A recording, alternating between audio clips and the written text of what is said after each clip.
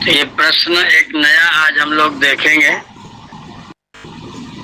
ईश्वरेण लेखनी मसी पात्रादि साधनानि वेद पुस्तक लेखनाय कुतो लब्धानि। ईश्वरेण माने ईश्वर ने, लेखनी, लेखनी माने सब लोग जानते हैं कलम। दूसरा है मसी, मसी माने स्याही, मसी का अर्थ स्याही। पात्र माने दवात, मसी पात्र माने स्याही का पात्र दवात। आदि साधनानि इत्यादि साधनों को वेद पुस्तकों के लिखने के लिए कुतो लब्धानि कहाँ से प्राप्त की।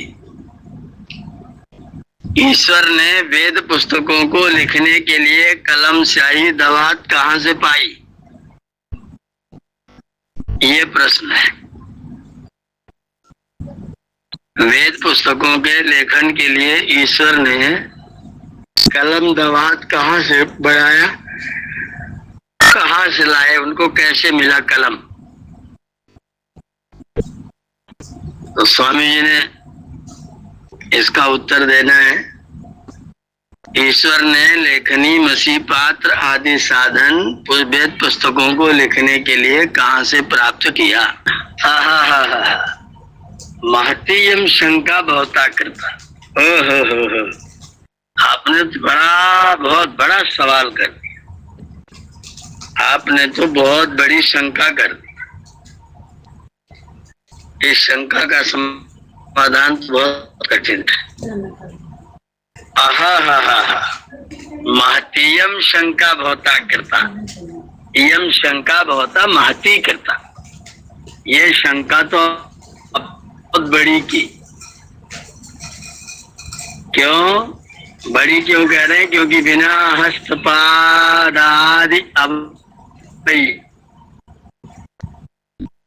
हस्तपादाद्यवयि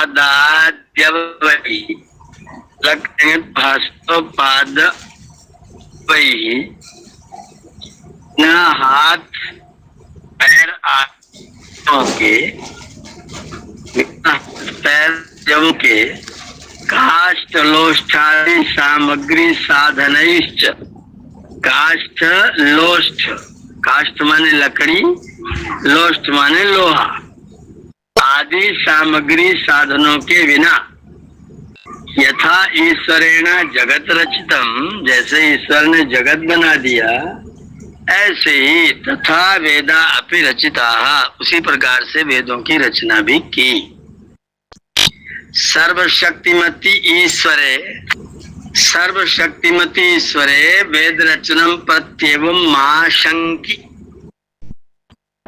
वेद रचनम प्रति एवं महाशंकी, महाशंकी। सर्वशक्तिमती ईश्वरे वेद रचनम प्रति एवं महाशंकी। ये शक धातु है और ये चिण का प्रयोग है। चिण, लुंग लकार में चिण प्रत्यय, और चिण प्रत्यय जब होता है वह चिण भाव कर्मणो सूत्र है। भाव और कर्म के अर्थ में चिण प्रत्यय हुआ है।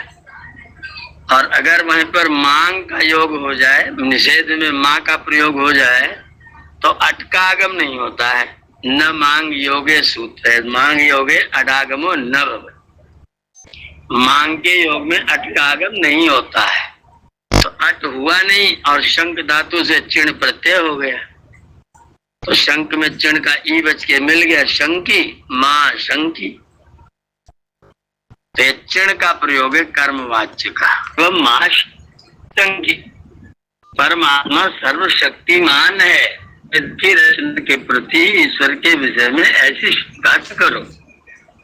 आपकी ये शंका उचित नहीं है। जब परमात्मा सर्वशक्तिमान है पहले कह दिया तो कुछ भी रख सकता है, तो उसको काफी किताब पकड़ा रहे हैं, काफी किताब ये बात पढ़ेगा कैसे। सर्वशक्तिमती ईश्वर है, सर्वशक्तिमान ईश्वर में, सप्तमी है ना, सर्वशक्तिमान ईश्वर में वेद रचना के प्रति ऐसी शंका नहीं। तेनादौ नोत्पादिता। किंतु पुस्तकस्था वेद, ये ध्यान देने की बात है, पुस्तक में लिखे हुए वेद परमात्मा ने सृष्टि के आदि में पैदा नहीं किए।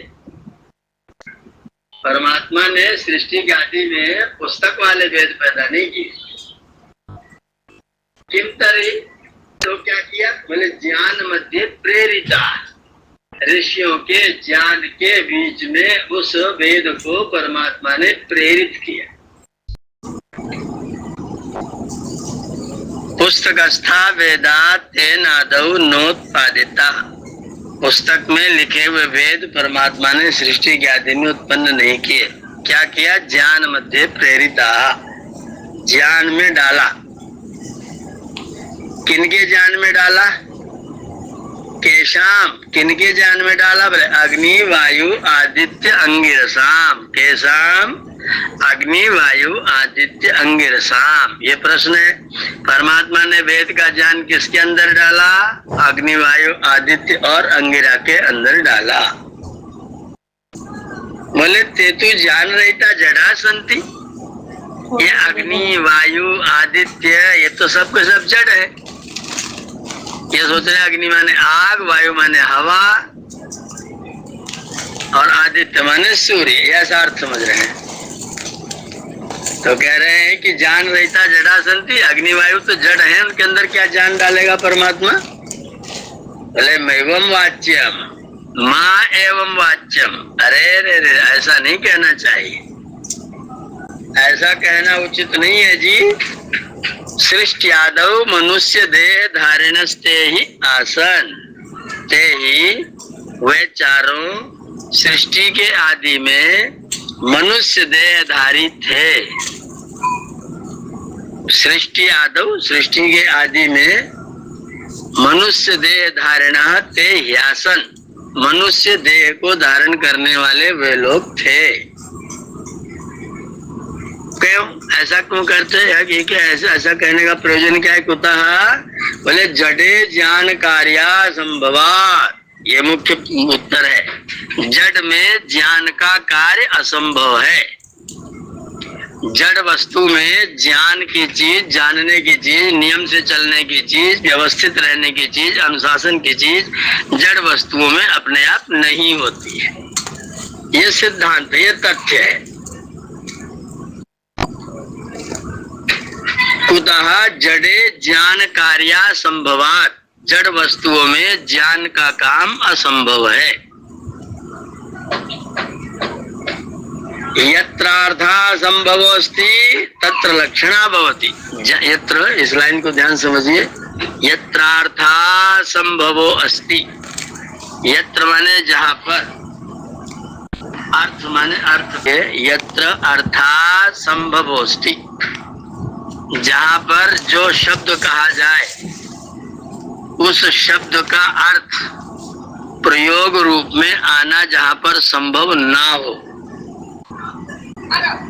कोई कार्य कहा जाए और वैसा होना असंभव हो, तो वहां पर हम लक्षणा के द्वारा अर्थ को समझते हैं। जहां पर शब्द बोलने पर उसका प्रसिद्ध अर्थ असंभव हो,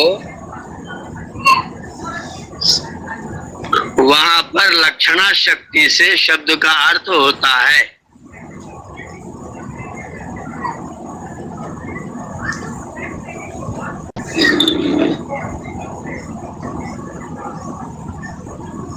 वहां पर लक्षणा शक्ति से उस शब्द का अर्थ होता है। श्रद्धेय मुनि जी, यहाँ कार्य की जगह अर्थ लिख लें। यत्र अर्था संभव है पुस्तक में, कार्य संभव में भी दोष नहीं है। यत्र कार्य संभव तो भी कोई दोष नहीं है, हो सकता है। स्वामी जी अब हम लिखेंगे, मैं तो नहीं लिखा। नहीं, अभी लिखना नहीं है इसको, मैं लिखाऊंगा बाद में। हाँ ठीक है, ठीक है। इस पंक्ति को केवल समझ लीजिए। हाँ। जहाँ पर किसी शब्द का अर्थ बोले और वो शब्द वहां पर ठीक ठीक अर्थ सिद्ध ना हो, तो वहां पर लक्षणा से अर्थ लिया जाता है। उदाहरण दे रहा हूं, आप किसी के घर में गए और घर के मालिक आपके पास में बैठे हैं, उन्होंने कहा, अंदर आवाज दिया कि भाई चाय लाओ। अंदर से चाय आ गई, मेज पर रखी हुई है। मालिक ने उस चाय को उठाया, अपने मुंह से लगाया, बोले ये क्या पानी लाके रख दिया? क्या कहा मालिक ने? ये क्या पानी लाके रख दिया? अब जो महिला घर से लाई थी बना करके, वो पानी तो नहीं था, और मालिक ने उसको पानी कह दिया। तो इसका मतलब क्या हुआ?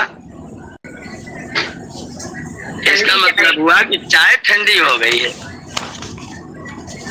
अब वहां पर पानी अर्थ आप नहीं लेंगे, आप वहां पर लक्षणा शक्ति से उसका अर्थ लेंगे चाय ठंडी है।